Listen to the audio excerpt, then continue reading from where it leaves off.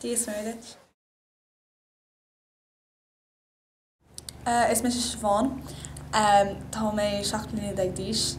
Tá cuaigir de fuorcha agam Marta, Una, Anna, Fionnuala agus Emily. Tá Marta fé 8 bliana díos, tá Una fé 5 bliana díos, tá Anna fé 4 bliana díos, agus tá Fionnuala agus Emily fé 2.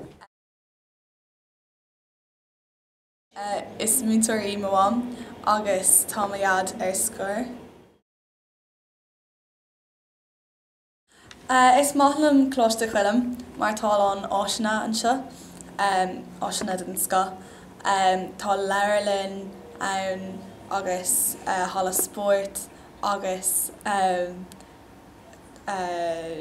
lins nóga agus na súnlis agus gacha.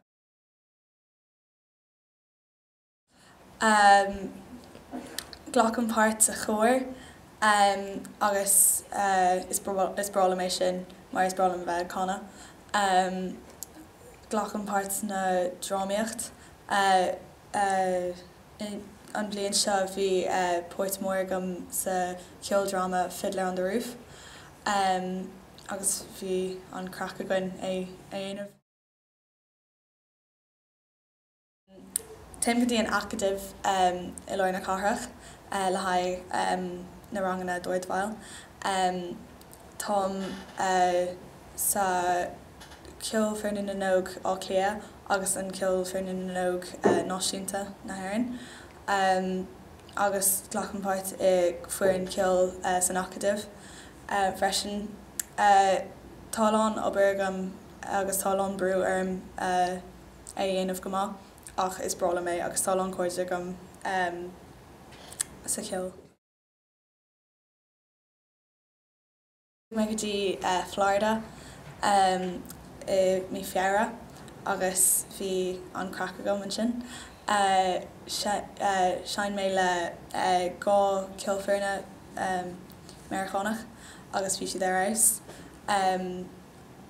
Bhí an sport agam an sin chu mé go dtí Miami freisin agus bhí sé anna te ach bhí sé go.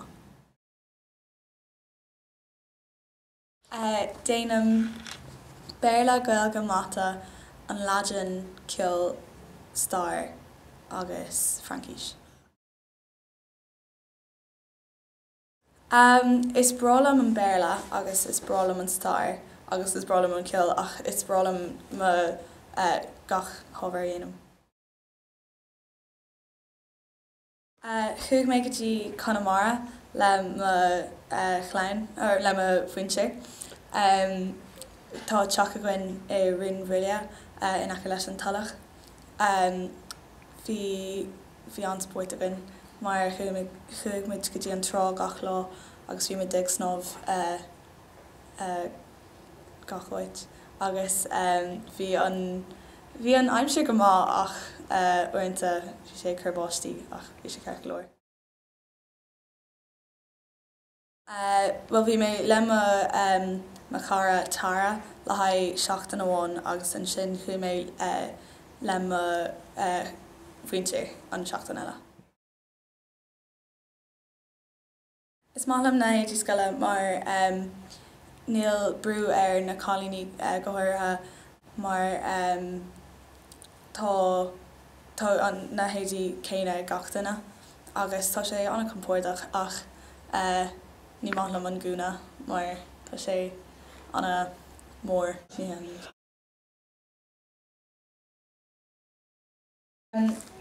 Go minic bíonn rang ceol agam ar an sathairn.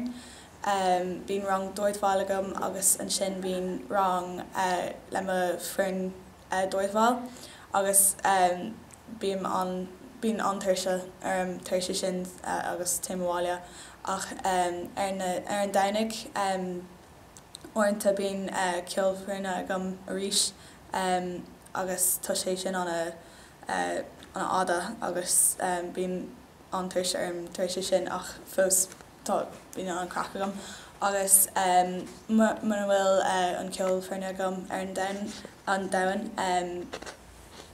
táim i leir na cathrach le mo cairde agus gan ein rud specialta dhéanamh ach ag dul ag siopadóireachta agus rud leis.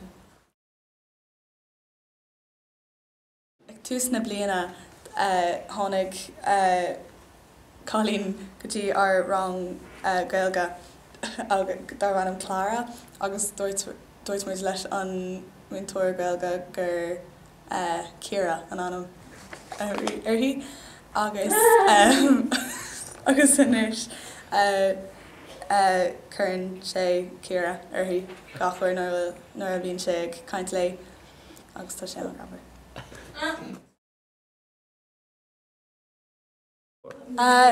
Is bralam gach 6 cil ach go háirithe is málam an cil tíre cosúil le the Lumineers, the Decemberists, Mumford and Sons, Band of Horses agus rudí mar sin.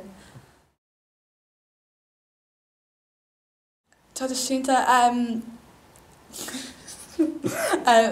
Conam is sean nós orintanta mar is bralam a bheith conna ach go háirithe bíonn min Conam na ar an clásachach.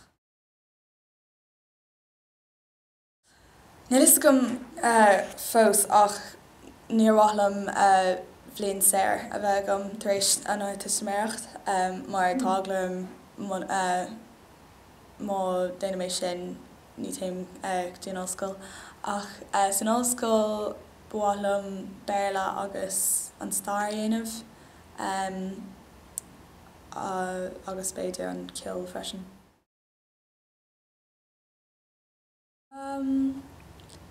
Níl gom go háirithe ach rud leis an Béil nó an stair beidir muinteoir.